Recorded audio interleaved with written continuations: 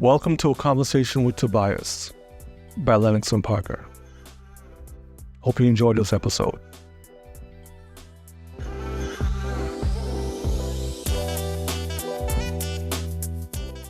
So tell me about yourself. Who is Eszylfie? Where do I start? True Renaissance man, I'd say. Those Okay. Dos Equis commercials, the most interesting man in the world. I think that's me. I own, I think, 12 companies at this point. Everything from my career started in finance as an advisor to, international speaker, to restaurateur, to philanthropist, to reality series star and producer, to ice cream company owner, right? I mean, my whole mantra is that I'm gonna die with memories, not dreams. So I'm swinging away. I'm doing all the things. So I guess the common thread amongst all the things that I do, it's really about connectivity. It's Right. about relationships. It's about helping people, and so that's what binds all of these things together. How do you find time to juggle all 12 companies or more in a day and age where people have short spans on social media, attention spans on social media? Just your day to day, how do you juggle those things? Yeah. First of all, my office hours are eyes open, eyes shut, right? So from the minute I wake up to the minute I go to bed, I'm doing something. I think, I love the ideology that a true business runs in spite of you, not because of you. Okay. So I've, put people in a position to run certain parts of companies that I'm a part of, so that I can show up and be in my highest and best use. I Right. tell people, I shake hands, kiss babies, and close deals. Like that's what I do. Like I detest paperwork. I detest admin, right? Like so I don't do it, right? I'm in my zone of genius. And my zone of genius is again cultivating relationships with people and moving the ball down the field, right? And so that's where I stay. When did you develop those That's skills? always been something that I've had the ability to do. As most small business owners start out, you do everything, right? You're the opener, you're the closer, you're the receptionist, you're the errand boy, you're the the courier, right? You serve every part, right? Because you're just you. And so as I've evolved over the years, I've taken inventory of the things that I enjoy doing, and more importantly, what I get paid to do, and focus on that. And so essentially every non-income generating activity that or something that doesn't give me fulfillment, I give away. So financial literacy, can you outline some essential steps when it comes to literacy and preparedness in their own hands? How would you say about that? Few fundamental truths, right? One would be if you aim at nothing, you'll hit it with amazing accuracy. So Mm. one thing that I try to do is get people to define where you want to be and when you want to be there, right? So we can create an action plan. If we're talking to young people, the greatest advantage they have is on their time is hands rather is time, right? Is the power of compounding interest. And oftentimes we think, I don't have lots of money, so I'm not going to invest. But Right. I could show you illustration after illustration where if a 19, 20, 21 year old put away $100, $200 a month, what you'd otherwise pay for a pair of shoes or blow out a night at the bar. If you did that every month, you retire a multimillionaire, right? And so it's not necessarily the amount of money that you have working for you as much as it's how long is it working for you. So that would be the thing to create an action plan. Where do you want to be? And then secondly, and almost more importantly, like doing the work, actually putting the money away, and not worrying about the dollar amount being so big as much as the consistency. But that's easier said than done, right? Like so in practical terms, people would say that, yeah, instead of buying a pair of Jordans for 150, invest it into something. But I would say for like the common person, where do you begin? Yes and no, right? Right. My wife, I remember last year, she's like, man, I really wish I could just read more books. You know what I told her? I said, well, then just read more books. You know what I'm saying? Like we Okay. make life so much more complicated. Like, I really wish I could invest. Well, just invest. Like, what I Okay. mean? In this day and age, you can set up, account, Schwab, E-Trade, Robinhood, Right. whatever. Obviously, you might think, all right, if I don't have a ton of money, I can't go hire an investment advisor to manage it. But I mean, heck, if I stuck $100 a month into the S&P 500 ETF and just kept putting it in there, right? That Right. particular fund on average does about 11% per year. And if you did that for 20 years, you'd have $1 million. right? And so, yeah, you know, as your life grows and you get married or have kids or start a business or getting sure, then the complexities require a greater level of attention and detail and professional assistance. But it's the little things, right? Like it's like, you know, it's like anything. It's like, oh, you know, I can't go to the gym because I don't have a personal trainer. Like, who cares? Go and freaking do push-ups and sit-ups and run on the treadmill. You know, because that beats the alternative of doing nothing, True. right? And so Yeah. that's the thing. The road to walk a mile begins with a single step. So you I like gotta that. go, right? I like that. I like that. What got you started in finances? I was an athlete, you know, four Yeah. sport letterman in high school, played football, basketball, baseball, track. I played basketball in college. And, you know, I think coming out of college, I was like, all right, I'm not going to the NBA. But I wanted to be successful. Right. You know, my thought coming out of college at 22 was that I wanted to be a millionaire by the time I was 25. I was like, 3 years, I'm gonna be a millionaire. The problem is my father was a doctor, my mother was a manager of a government agency, and so there was no entrepreneurial path laid out. There was no one saying, "Here, come here, kid. Here's how you blaze the entrepreneurial path and make millions of dollars in your 20s." Like, I didn't know, right? You know, I was an athlete, so I had a good work ethic. I'm smart. I graduated magna cum laude, but I didn't know any of this stuff. And so, by chance, my econ professor at my university introduced me to a managing director of a firm. You know, I interview for them. I score off the charts on their assessment. And he's like, you know, you want to be a financial advisor? And I'm like, okay. Like what, like, you know, you hear that, you hear that term, but what does that actually mean? Like, what do you do? Right. I had not the slightest clue. Right. But you know, they're in a high rise building and everyone was wearing suits and ties. So it seemed kind of important. So I was like, sure. And as an athlete, again, I'm not going to tell you I can't do it. So I was like, yeah, I'll do it. And so to be frank, it wasn't until I was in it and doing it and realized like, oh, okay, here's my job. Okay, this is what I'm called. Here's what it takes to be successful. But what got me to stick with it was that I learned very early that my income was tied to my work ethic and aptitude, not my age or tenure. So I Mm, was making more money than my parents by the time I was 25.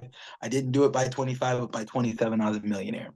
Right. You know, yeah. by 30 years old, I was top 25 in the country of a 180-year-old company with 13,000 advisors. I'm in the top 50, right? And so, you know, again, if you're climbing the traditional corporate ladder, Mm. you're probably not in a 7 year period of time going to be one of the top executives in the firm, right?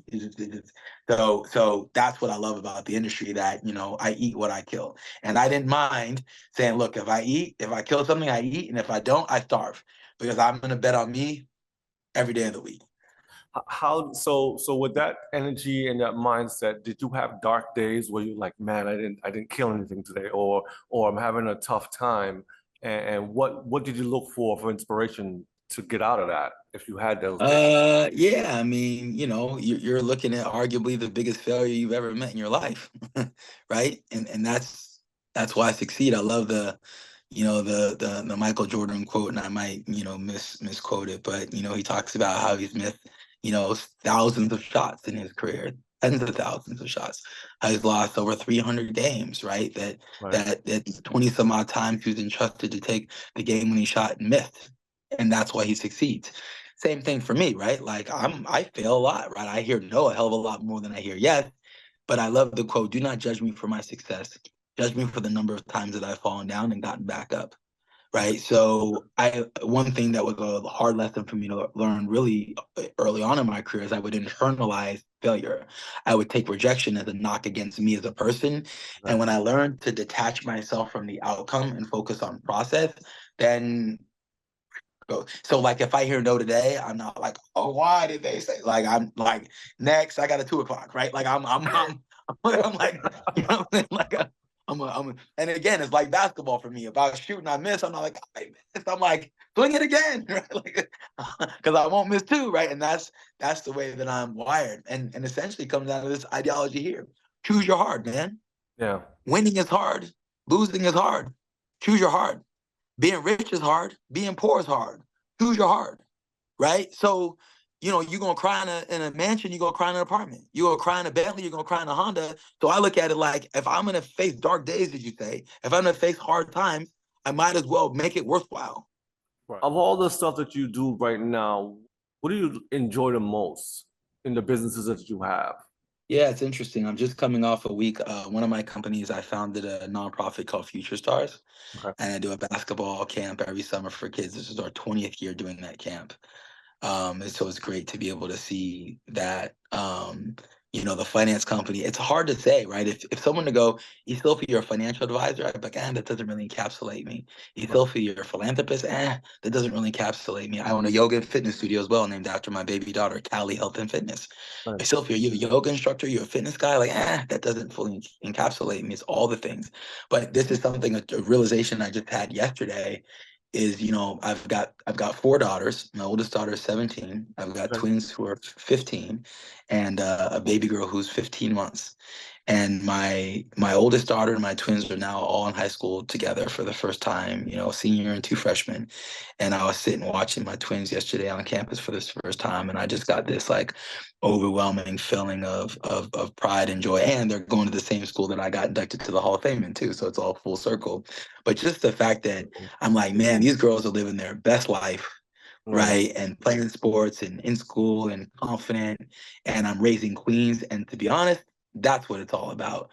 I can make 10 million, I could lose 10 million. I can start another company, one can fold. Like, that doesn't define me, right? It's the impact that I leave on this earth that really starts with my daughters, and raising them to be better than me, and to see more than me, and to have a greater impact than me. That really gives me fulfillment. And it's crazy, man, because I've been in my business for 24 years, man, and I speak in conferences and all over the world, and people like, man, you're a legend, and I'm like, man, I must be getting old, because if I'm a legend, that means I must be getting old. But I love this idea of building something and then being able to pass the torch, Yeah. to the next. That's what makes it all worthwhile for me. I can see the passion coming out of you as you were speaking about it. That's big. I mean, because family legacy, that is what we all on this earth to do, is to leave, legacy behind for our offspring to get a leg up, especially in our community, where Yep. we don't have those opportunities too often. You mentioned Future Stars. I know you have a gala coming up. Can you hmm talk to a little bit about that? Playing basketball out of college. When I first finished, I was coaching kids after work. I don't know what I was charging. I was probably charging like $25 an hour. And at the time, I thought, man, I was getting over on these parents. I'm like, you're paying me to play basketball, suckers. But now in hindsight, I'm like, they were like, yeah, sure, take $25 and play with my kid for an hour. But as my career evolved, it quickly became like the economics didn't make sense. Like, I couldn't charge someone enough for my time. And so I decided to flip it and turn it into a nonprofit. And as much as I'm like, okay, I'll give my time to these kids, I'll give my time to the community, but I'm going to give my time, and I'm going to pay for the gym, and I'm going to pay for the trophies, and I'm going to pay for the balls, and I'm going to pay for the lunch. So I'm like, let me leverage the relationships I have in the community, and a little bit of effort from, a lot of people, and see what happens. And so we just finished our 18th annual Future Stars golf tournament this last spring. We've got our 5th annual charity gala coming up this fall. And those two events are really catered towards building a foundation and raising money to be able to scholarship the camp that I just did last week. So we're able to scholarship kids not only to go to camp, to be in wonderful facilities, to get T-shirts, backpacks, trophies, food every day, all that stuff, scholarships to finish school. Like, Right. all of those fundraising efforts go towards that. And so now this being the 20th year, it was really, monumental time. I've been doing it so long that, I take inventory. I'm like, tens of thousands of kids over the years, and and Right. and, and a lot of them now are adults, right? And I know it will probably hit me when someone who went to my camp sends their kids. Then I'll be like, oh man, like, That's like, legacy. That's true legacy right there. yeah, It's yeah. true legacy. Wow, that's amazing. I applaud you for that, because not too many times do we, and I keep going back to our community because I want to stress that, because it's important. That's what Lennox and Parker is about. It's about community. It's about our community. And it's big that you have the opportunity to build something, create something, cultivate it, share it, and then watch it grow. And as you say, it's going to be a thing when one of the attendees' kids are attending your event. So, but that's special because we don't see that too often in our communities, or even have the opportunities to get to that point. But I applaud you for that. I really do. If you had to see your younger self right now, what advice would you give your younger self? It's hard, because I've endured a lot of heartache. I mean, I've been lied to, stolen from, Mm, cheated, heartbroken, and then I've won a lot too, right? So it's not all this sob story, right? right, And right, right. and so you think like, oh, I would tell myself to watch out for this, or don't do that, or don't trust this person. But it's hard because I truly believe everything happens for a reason. And Right. even all the crappy stuff, it's like it has purpose. And one thing I say is it's, obviously it doesn't rain forever. Storms pass. And sometimes storms don't come to destroy us, they come to clear our paths. Right. Mm, And when you think about that metaphor, when a storm comes, what lasts? Only solid foundation, only things that are firmly rooted last. Everything else flows away. So if I took back any time I was cheated, or any time I was lied to, or any time I was disappointed, or any time I was betrayed, if I took any of those experiences away, I wouldn't be me. I wouldn't be this man. I wouldn't be speaking to you right now in this perfect timing. Richard A. Vogel said the most important time in life is not the past nor the future. It is this now. It is this precious present. So it's hard. I would just tell my younger self less about what to avoid and more about trust your intuition, hmm. right? Trust your intuition will be your guide.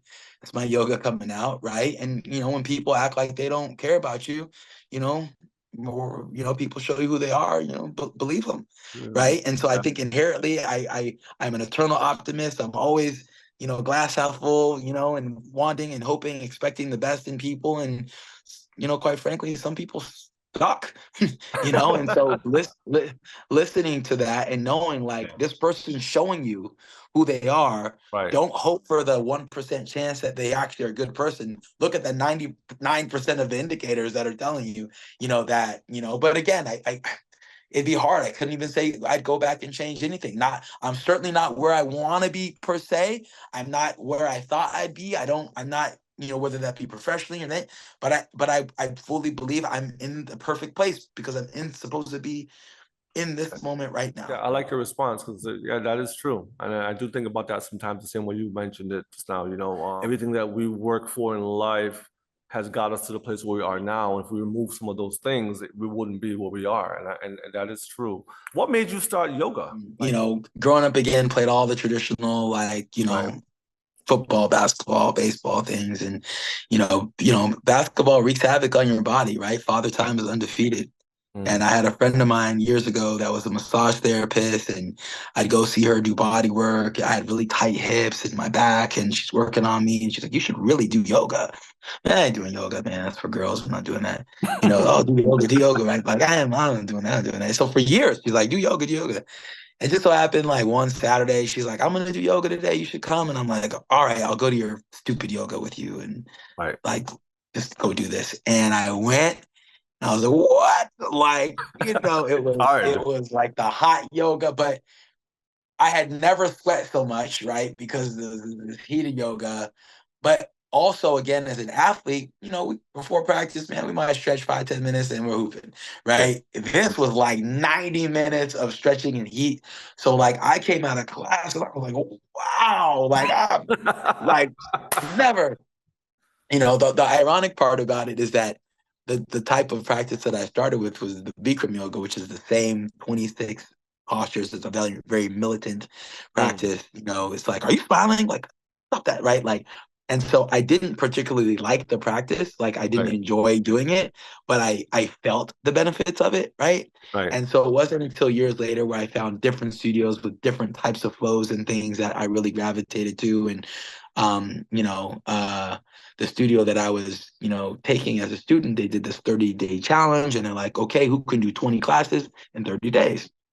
I'm like, okay, well, if you do, yoga every day, you could do 30 classes in 30 days naturally, Yeah. right? And hell, if you do 2 classes a day, you could actually do 60 classes in a day. Yep. And that's what I did for the next 4 years. I Oh, took two really? yoga classes a Two. day. Oh, wow. That's And amazing. I mean, I would say I would say probably more like 50 to 55 classes a month because I travel so much that, Right. if I was on a flight or something, I couldn't get in the second class. But I mean, I'd literally get to an airport on a layover, leave, go find a yoga studio, go What? practice, rush back. Like I was just like, fanatical. I mean, and I think that's what it was called to be successful anyway. You have to have a certain Yeah. level of obsession. I call it a sickness, right? Mhm. Affectionately, right? You have to have that sickness. And so I was a student of practicing yoga for probably 12 years before I Right. ever did the teacher training. And now I've been teaching for over 6 years.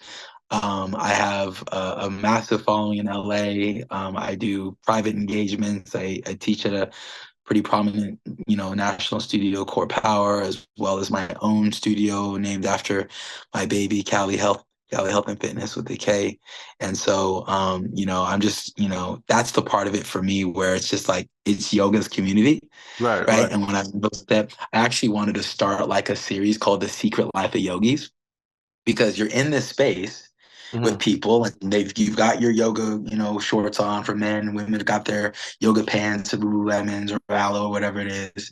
And you're in there 60 minutes and maybe you glance at someone or you catch someone's eye, maybe say hi and bye, but you don't really get to know these Right. people, right? And what I love about it and just experiencing it as a teacher and building relationships with people, like you talk to people, right? And you're like, oh, what? You're a rocket scientist? Like you're a dentist? I know, Like right? That's you sound crazy. like you're like what? Like, and so I love it because you're able to connect with all these people and you have this commonality through spirituality and wellness, but your lives are completely different and you probably wouldn't meet in Had real not been life. to yoga.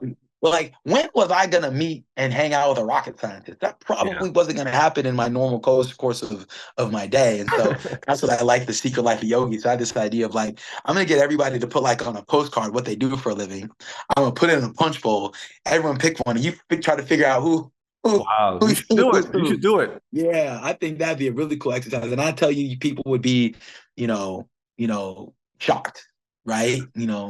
Shocked. So that has been my experience teaching, and that's been the greatest blessing for outside of all the health and mental benefits, just the community that's Yeah. been built over time has been, yeah, been great. Cool. As I work out, I was going to ask you, what is your workout regimen like? Is it just yoga or do you do like weights and I cardio? teach yoga. I teach yoga sculpt, so that's a flow with weights. Okay. At our Oh, studio, we offer spin and hit training as well. So I teach spin, I teach hit. So I teach all types of oh classes. my So goodness.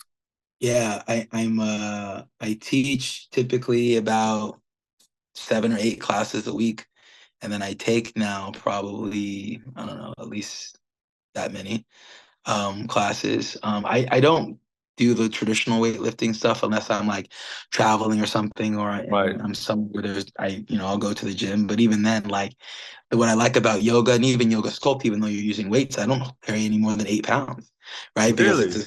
it's sculpting and and balance and core, and that's the stuff you need. Like you're not going to need to deadlift 300 pounds in real life, right? Like all True. love to the CrossFit folks out there, but like Yeah. that's not going to happen in real life. You're going to need in real life. You're going to need balance. You're going to need core strength because you're going to be walking in the house with two hands full of groceries, and you're going You're to right. slip on the step, and you're going to need to be able to like engage your core, stand on one leg, and be able to balance, right? And so Pick up those I groceries, put them down. Yeah. I always say I'm probably one of the clumsiest athletes, right? Because like, I'm notorious for missing that last step down, but it's like, oh, okay, I catch myself. Even my wife was a professional dancer, just always dropping stuff. I'm like, were you really a professional dancer? Like, I want to see the tape on that. I, I don't know if I believe it. You're falling around, but that's what I look at. That's life, right? Where you're Right. gonna need that kind of function and strength, and look at this point, like I'm not trying to get hurt, right? Like I'm not.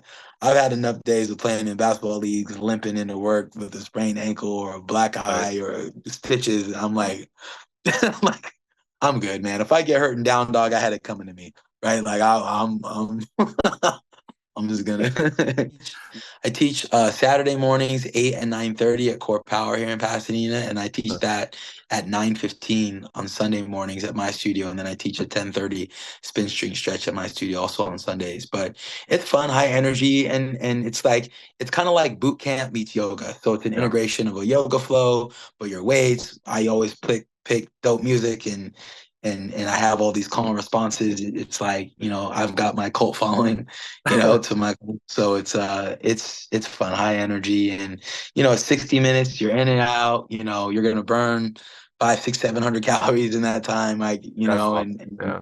and it's gonna feel like it's 20 minutes, right? Because you're moving. Like, we teach all those disciplines at our studio, and I like that too because I feel like people typically will pay unlimited memberships at places and really only love one or two people, one or two of their teachers, and so Yeah. we have a great collection of teachers and a wide variety of classes, everything from like a core restore, just like a restorative, like Mm. low, like holding poses for you know 2, 3 minutes to the opposite end of the spectrum, riding freaking hell out of a spin bike, and everything in Yeah. between. So depending on how you're feeling that day, like, man, I want to take it easy, I want to stretch, or I want something a little bit more, or I want to go the other extreme, right? We have it. Mind, body, money. And that's just that. So it's those three equal parts. Mindset, right? When people Okay. ask me how I'm doing it every day, I say it's the best day of my life. Mindset, your body, health, and wellness. You can have all the money in the world, but if you have stage 4 cancer and you have $20 million, who cares? Right? Right. Like Right. Right. you have your health, and then but you then lastly the money. You do need to be a good steward of the money. And so to your point, there's enough, train wrecks that you can watch on television and reality. And I wanted to have something. Why can't you watch TV and be inspired? Why True. can't you watch TV and learn? Why can't you watch TV and feel better when you cut the television off? And that's what you find in Mind Body Money. Features me as a father, features me as a businessman, as a yogi, and then the journey of my clients, everything from the A-list celebrities and athletes and entertainers, all the way down to your everyday men and women that we watch kind of go through this and there. So I'm excited about that release this fall. Streaming on a service near you. So Okay. Amazon, Roku, Pluto should be in Okay. a multiple places. International distribution. So we're just finalizing quality control right now with Amazon. That Right. should be done here later this month, and then we're off to the races, man. So we'll release initially with 6 episodes. Okay. So yeah, so mind, body, money. And you got the whole family involved, or is this just you? Yeah, my girls are in it. Okay. Okay. Got the girls in it. They try to steal the show. That's what I'm saying. You're seeing all of those elements. Like, when do you see, a black man raising 3 girls and being that bread rock? I mean, and not that I'm the only one. I'm certainly not, but we certainly doesn't get polarized, True. doesn't get featured, right? And so these are the things that we look at, that from, I've had features in Forbes and Business Insider and in Men's Health and that. And so I'm trying to be this beacon, because you talk about at the onset of our session here that most kids are looking to be athletes or entertainers and not businessmen or finance people like me. Correct. And one of the challenges is who are they looking at? Who are they trying to emulate? Right? True. You're seeing LeBron James, you're seeing Kendrick Lamar, you're seeing, Patrick Mahomes, but you don't see any Eszylfie Taylor, right? And Right. so the reality of it is the barrier to entry to become me is a hell of a lot lower than it is. There's 400 people in the entire world in the NBA. There's only 5,000 people who've ever played in the NBA ever, right? Wow. So when you look at that, like, Yeah. I'm not one to tell a kid like you can't do it, but I was just the thinking that. reality of it is there's a million people with a license to do what I do, right? Yeah. So Yeah. unless you're 6'9", 250 with a 40-inch vertical, probably, be good to have a backup plan. And so, how Even many if people, you. Yeah. but again, how many people can get a real estate license? How many people can get an insurance license? How many people can Exactly. go to med school? Like that, those numbers are exponential, but what we don't see. I didn't want my show to just feature my success. I didn't want to feature, hey, look at me in my multi-million dollar house. Look at my life. Look at my car. Look at my clients. I Right. wanted to show people how. You Right. see Right. this stuff, but how did you get that? And that's to be honest, it was an unintended thing that happened as I filmed and I was engaging people. Everyone has that story, even the celebrity. Like, you show me some successful athlete, entertainer, celebrity. I'll show you somebody who was sleeping on somebody's couch, who couldn't make payroll, who didn't know, where their next meal was coming from, right? And so people see MTV Cribs or Lifestyles of the Rich and Famous, and we highlight and we covet, the success, but we don't see this journey on what it actually took to get there. And it wasn't handed to you, and it won't be handed to you. I say in this life, you'll never be given a chance. You take them, you take chances, right? And so that's what I want people to garner when they watch my stuff. It's not only like, wow, look at him, forget me, right? How can you do it? How can you be better? So I appreciate you for taking this time. Amen. Thank you. Man, you have a wonderful day. I appreciate you. Thank you. My pleasure. Thank you. Okay, bye.